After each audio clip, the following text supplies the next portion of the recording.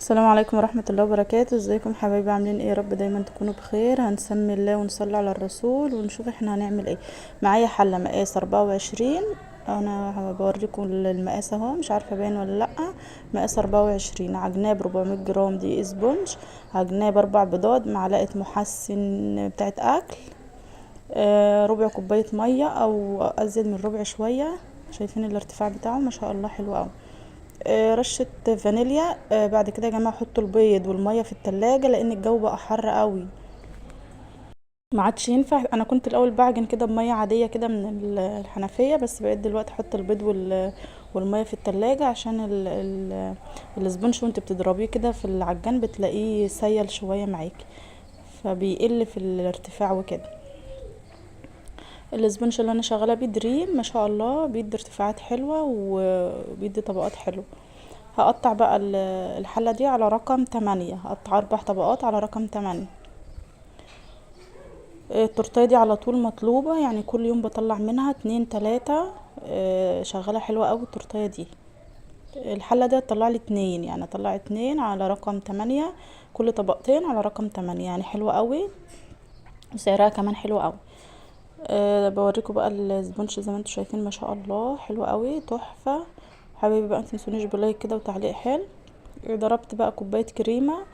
الاتنين بياخدوا اقل من كوبايه كريمه، يعني الاتنين بياخدوا مني اقل من كوبايه كريمه. الكريمه اللي انا شغاله بيها المضرب. كيلو تقريبا دلوقتي ب350 جنيه.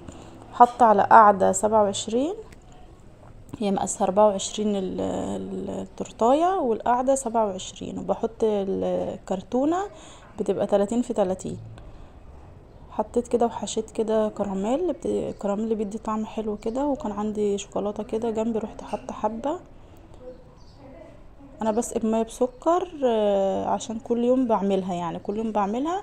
فانتوا لو عايزين تغلوا مية بسكر، فانت عاوزة تغلي كده، يعني تحطهم دقيقتين كده على النار وعليهم نص عصرة ليمونة فاغليهم. بس انا بعمل ميه بسكر لان كل يوم شغالة وببقى مستعجلة، يعني مش هلحق وكده، استناها تبرد والكلام ده. جلست اول تورتايه اهيت زي ما انتوا شايفين. حاولي بقى تسوي كويس كده السطح من فوق، يعني انا بحب ان انا ايه يبقى السطح كده ايه مسوي، عشان اما اجي اشكل التورتيه يبقى متظبطه معايا. لما بلاقي فيها حاجه برجع اعملها كده تاني لحد ما تبقى مسويه خالص زي ما انتوا شايفين اهو. احطها في الفريزر واشتغل في التانية، يعني من حله واحده هعمل 2. شغلوا كده نفسكم يا جماعه عشان الدنيا تمشي. عندك حله طلعي منها تورتيتين، مشي ديت بسعر كده حلو ودي بسعر حلو، هتلاقي الدنيا اشتغلت. وساعه ما نزلت العروض زي ما بقول لكم، وانا الحمد لله شغاله، يعني كل يوم بيطلب مني شغل. من ساعه ما نزلت العروض اللي انا نزلتها اللي هي كانت ب90 جنيه، بس ما عدتش ببيعها ب90 بصراحه، بقيت ابيعها ب100 جنيه زي الاول. بعد ما حطيتها تلجت كده، هي قالت لي قسمها لي 8 قطع، فقسمتها لها ل8 قطع كده، وال8 قطع يبقوا اشكال مختلفه.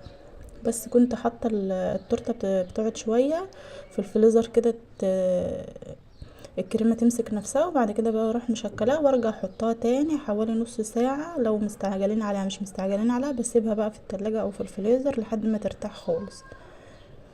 التورتيه دي بتكفي 8 افراد، انا عاملاها معاكم كتير قوي على القناه التانية. حطيت هنا فراولة، جوليو فراولة، جوليو مانجا، جوليو شوكولاتة، جوليو كراميل. هحط بقى نوتيلا، وهحط نوتيلا بني ونوتيلا بيضة، هتبقى شكلها حلو يعني في الاخر. التورتيه دي انا بطلعها ب150، انتي حابة تطلعيها ب160، حابة تطلعيها ب170، لو الدنيا هتمشي عندك. مش هتمشي عندك طلعها من 140 ب150، يعني طلعها ب150. لا مش هتعرفي تطلعها ب160 ب170 ب150. انا شغالة على طول ب150. وفي واحدة بتاخدها بتسترزق برضو فيها بديها لها ب140، يعني بتاخد واحدة 2 3 بدهم لها على 140 جنيه.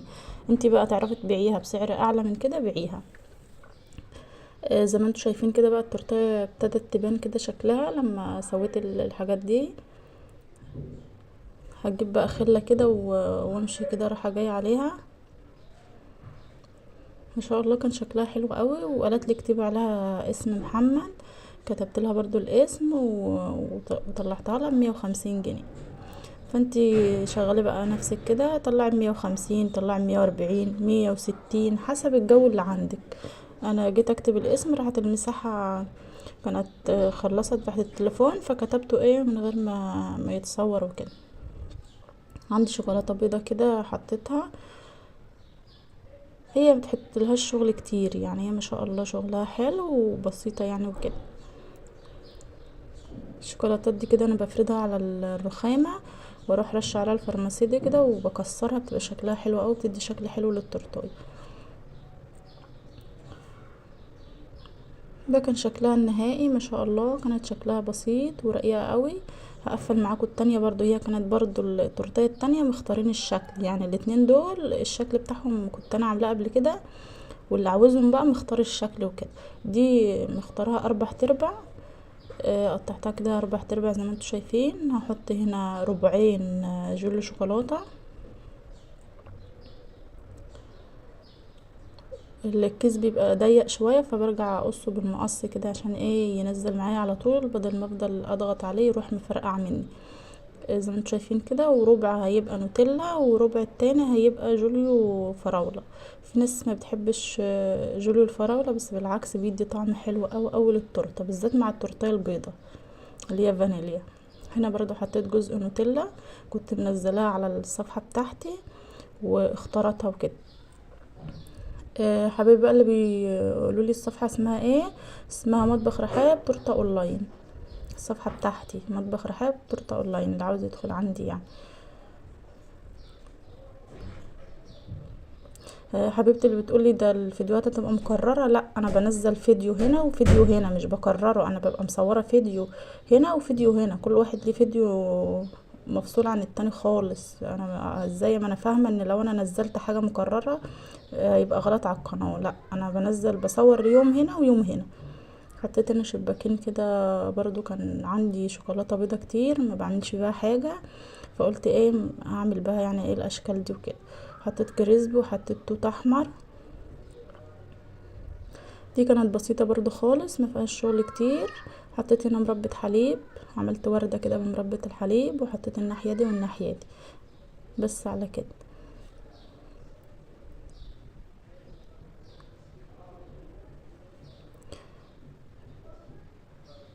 لميت بقى كده الحاجة عشان احطهم لكم الاتنين تشوفوهم.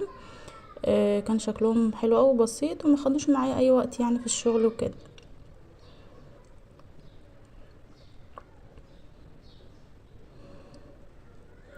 الاتنين هما ما شاء الله الاتنين شكلهم تحفة.